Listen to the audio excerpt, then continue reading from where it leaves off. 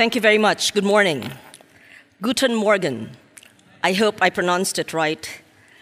Well, I think I'm here not just as chairman of the Senate Committee on Climate Change and Environment in the Philippines, and as one of the authors of a 2008 Renewable Energy Law and of the 2009 Climate Change Act, but also I'd like to think I'm here because I am a proud mother of a 20-year-old who took a semester off from his junior year in Yale for a son who's created a startup company on commercial solar rooftop installations. And so our usual common conversation during dinner, during his 6 months break from Yale, is on solar energy and renewables. And so I share that advocacy with my young son, who is in the Philippines now, trying to create a better world for my country. And I thank you all for being here today and for this invitation from ThomasLloyd. A great man once said, "Sometimes it falls upon a generation to be great. You can be that great generation." Those were the words of the late Nelson Mandela in 2005, calling attention to the great opportunity for change then. 9 years hence, we're still seeking solutions not just to the daunting problems of poverty, but to the looming threats of global proportions brought about by climate change. I speak of climate change because you can do much to introduce a change in the way we fuel our development. As a Filipino, as a legislator, as an Asian, my resolve on the subject is deep and personal because our region bears much of the brunt of climate change, accounting for more than 80% of the global loss of life due to disasters. As you all know, more than 2 months ago, exactly on November 8, more than 6,000 perished in my country because of Super Typhoon Haiyan, whose intensity is unmatched in recent history. To this day, nearly 2,000 remain missing, damage and losses estimated at €9.29 billion. Indeed, climate change has changed the magnitude and the frequency of extreme weather and climate events. So we ask ourselves, what has brought us to the state that we are in today? Key findings of the 5th IPCC 2012 Special Report on Extreme Events reveal that climate change is unequivocal, and there is 95% likelihood that human activity is a cause of global warming. Human activity released 545 gigatons of carbon dioxide, the main greenhouse gas from 1750 to 2011. It is projected that if 1,000 gigatons of carbon dioxide is emitted, which at current rates will likely occur between 2040 and 2050, there is a 1 in 3 possibility that a 2 degrees Celsius limit above the pre-industrial level will be exceeded. Of this emitted, 2/3 was due to the burning of fossil fuels, with 1/3 caused by deforestation and change in land use. In the last decade, however, 90% of the rise in carbon dioxide levels was due to the burning of fossil fuels. While the increase in global CO2 emissions from fuel combustion and other industrial sources slowed down in 2012, it increased nonetheless by 1.4% over 2011 levels. Unless drastic cuts are introduced, global temperatures are projected to increase by 0.3% to 4.8 degrees Celsius by the end of this century.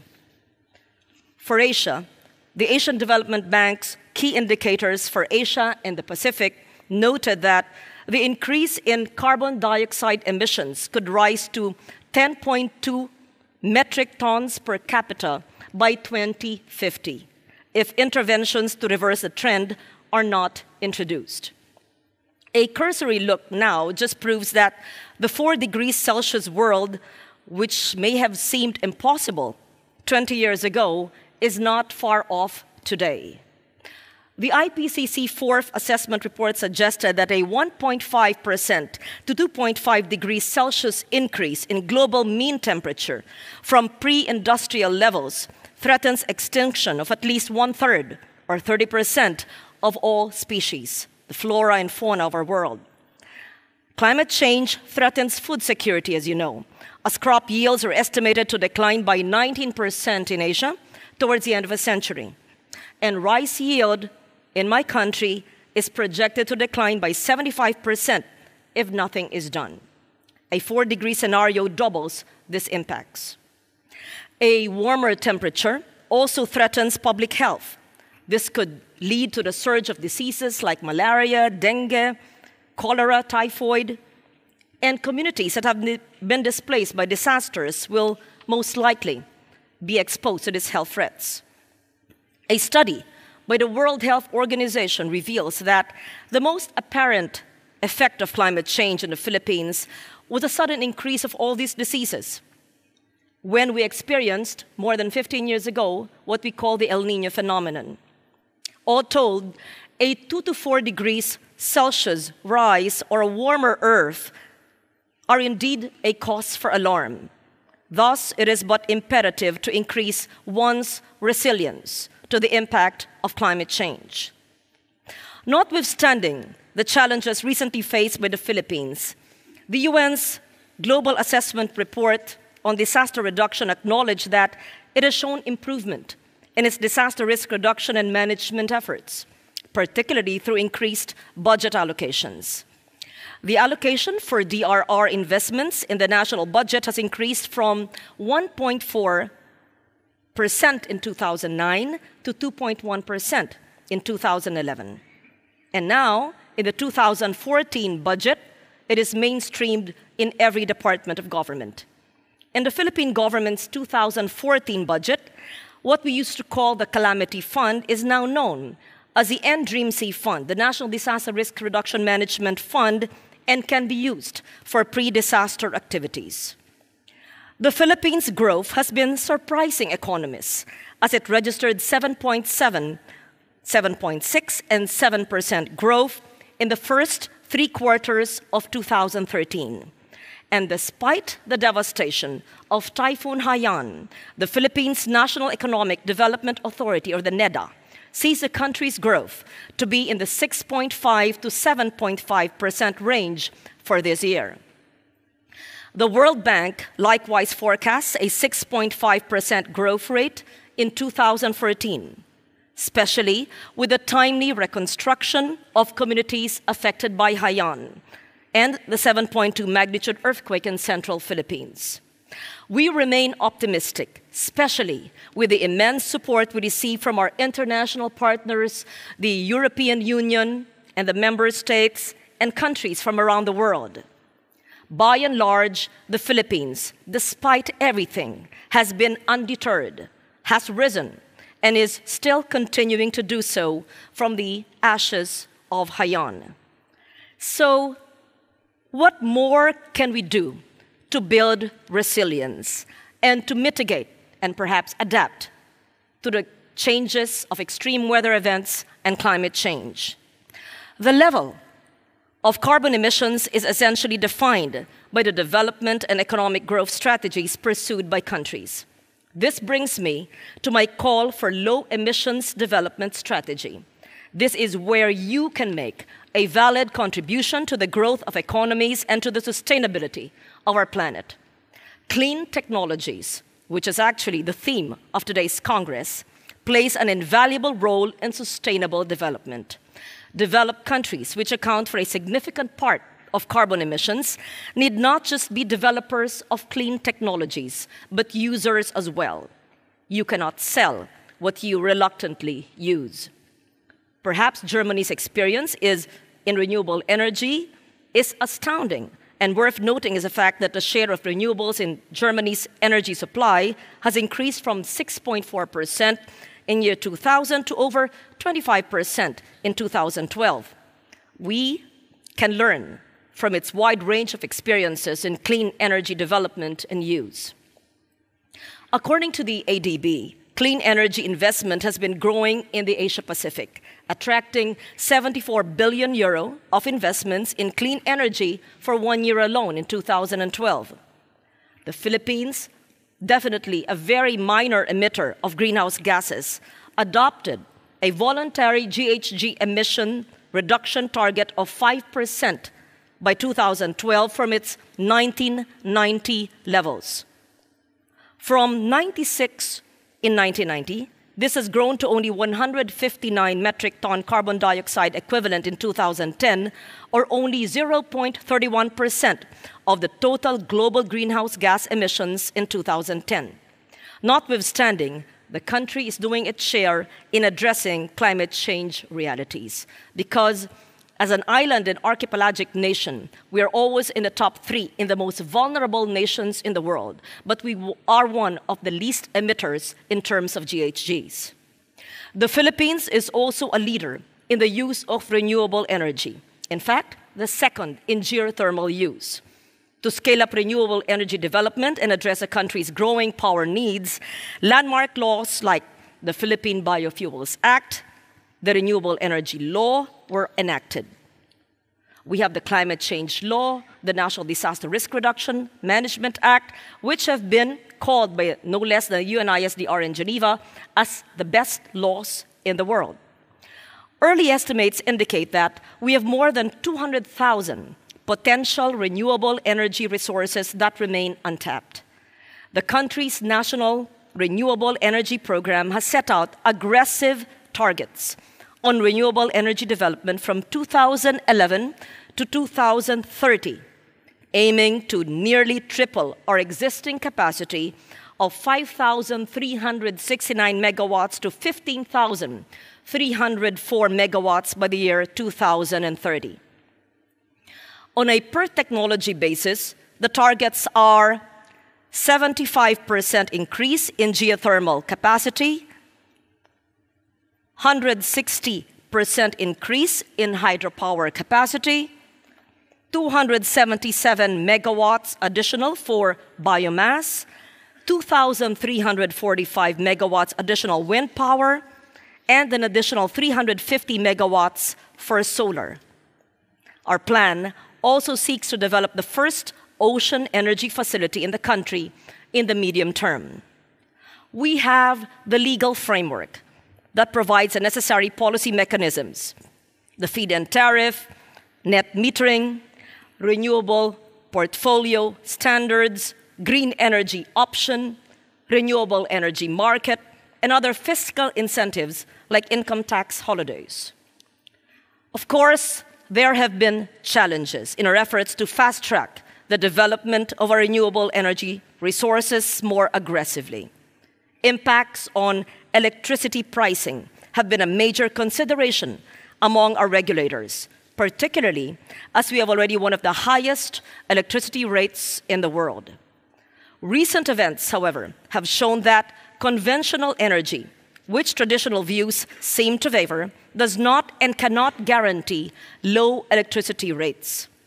A study by the Philippine Institute for Development Studies reports that 1 out of 5 people, or 130 million in ASEAN, lack electricity.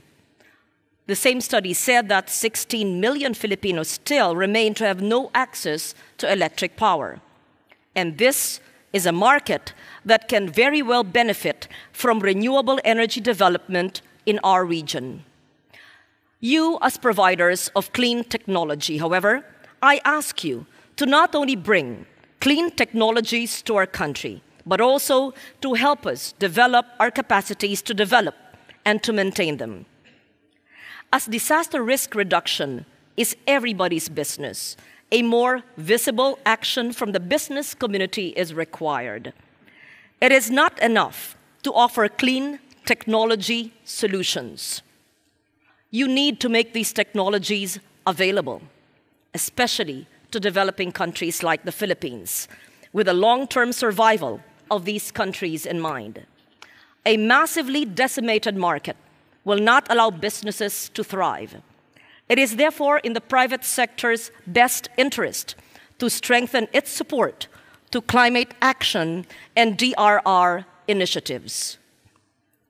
Renewable energy and energy efficiency technologies are valuable components of low carbon emissions development strategy. They need to be embraced by everyone. Our search for responses to climate change realities requires the climate proofing of our energy sector. And the ThomasLloyd investments in the Philippines and what Bronze Oak and those that have done it in both Tarlac and Negros and several regions in our country is on the right track. In doing so, I ask you to bring to the markets of developing countries energy-efficient technologies. It would be wrong to think that what is no longer good for the developed countries will be good for ours. Support our adaptation measures in order that we may help build assets and strengthen the resilience of communities, help finance mitigation activities, and buttress adaptation measures. I invite you to come to my country with disaster risk reduction and with resilience in mind. As an environmentalist for many decades now, as a climate change adaptation advocate, my hope is for world leaders to lead their respective nations in cutting down on pollution and greenhouse gas emissions, in reducing fossil fuel consumption, in promoting the use of renewable energy, and in assisting developing nations that are most vulnerable to the effects of environmental degradation and climate change. The disasters of recent past remind us all that we bear the great responsibility to lead our people out of the constant threats of unsustainable development, of worsening disasters, rehabilitation, reconstruction, and of extreme weather events and climate change.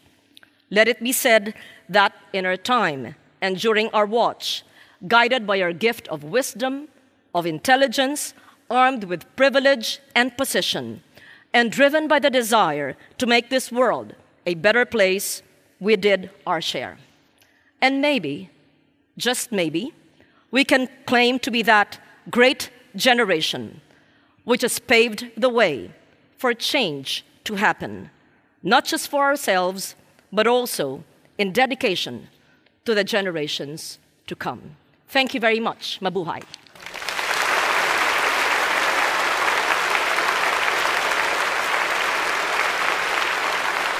Senator Legarda, thank you so much. Thank you very, very much, not only being with us, but also for this very interesting points you're making, where I would just like to take 3 more minutes or 4 more minutes to ask you personally. I mean, first of all, it's so impressive what kind of engagements you did in the past and now. So many things. May I? Yeah, sure. Do you need a glass? That's okay. What is, for you personally, your most important engagement? My most important engagement or advocacy, I would want to see a more resilient nation. We have the laws already instituted in the Philippines, as I mentioned, the Renewable Energy Law, the Biofuels Act, the Climate Change Law, the National Disaster Risk Reduction Management Law, which have been touted by no less than UNISDR in Geneva, Margareta Wallström, the Assistant Secretary General, as the best laws in the world. The challenge for us in the Philippines is to be able to implement these laws. Exactly. And as a 3-term senator and as chairman of the Environment Committee, my task now is to actually actualize these laws and make sure that they're operationalized on the ground. And they were quite impressive what we saw. Are you optimistic? I wish I could see it too. I was. Yeah. But are you optimistic that you can really have this time horizon in mind, being realistic with this plan? Oh, yes. In fact, based on the funding that government has given to each and every department to make the budgets of every department, whether it's agriculture, education, environment, a more adaptive, climate adaptive budget, and the fact that the showcase for today is a Philippine company. Exactly. I invite all of you to watch a trade fair this morning, which I'm looking forward to seeing. The fact that there are more than 4 renewable energy big projects, which ThomasLloyd has invested in the Philippines for more than a decade now. I am optimistic that there will be more of you out here who will talk about the potential, absolutely, not just for a renewable energy business, but to helping make the Philippines a model to become a resilient nation. Because why is the Philippines the best place to invest? First, because we have good regulatory activities based on the laws I've mentioned. Second, because it is actually a challenge for both a businessman and an environmentalist such as myself to make sure that we reverse the trend in the Philippines. Yeah. And if you are able to reverse a trend in the Philippines, you would have said that you succeeded. Because if you invest in a country that's already resilient, a first world country that's already resilient, that has no vulnerabilities, that already has the investors, what is a challenge? But when you invest in a country that is vulnerable, when you invest in a country that has good laws but has challenges in operationalizing these laws, then perhaps 5, 10 years, in a decade from now, you can see how things have changed. And so I started out... Do you think the Philippines can play quite a role model for other countries in Asia? Definitely. In fact, Tacloban, which is now very familiar with all of you, and the Visayas, which has been at the brunt, at the center of disasters, has been so-called a tourist spot. No less than royalty, heads of state, ministers, EU commissioners have visited Tacloban. When they do their courtesy calls on new ambassadors, and they say, part of our agenda is going to Tacloban. And so there's so much potential in the Philippines because, as I said, we have the laws in place. And the most important in our country is our human capital. We have the gift of wisdom and intelligence, and the people are such a hard-working lot and a very resilient population. Do you think it's already in the mind of people that, you mentioned Fukushima, we have seen, the disasters that can happen if we don't change. Do you think that's already arrived in the minds of enough people? Oh, yes. Whoever doubts that climate change is still a real-time and event, or is not a phenomenon, is probably not updated with what's happening. I'll explain you why I posed that question, because here in Germany you could see a lot of people, they were really for changing the whole energy structure, but when they saw what it costs now, and they are paying 30% more, then they say, so better stick to the... investing in clean technology and clean energy, investing in disaster risk reduction is an investment in the long term, because in exchange for that, what do you want to see? Loss of lives? What do you want to see? A focus on reconstruction and rehabilitation? Investing in clean technology, investing in DRR, in pre-disaster activities, in a more sustainable future is actually good business sense. And this has been proven even in our first speaker, the former chief economist of the World Bank, I think is, I'm sure he'd agree, in China. The investment in flood control may have been great. I can't recall the numbers, in the billions of dollars, but in the long run, it prevented flooding activities to happen, meaning that when you invest in DRR, it would actually mean preventing the loss of life due to disasters, and it would mean saving business. Yeah. All the measurements that happened after the last tsunami as well, and all the money that was invested after that would have never been invested without that catastrophe. Yes. What are the obstacles, the biggest one that you see, really, facing the climate change, where you say...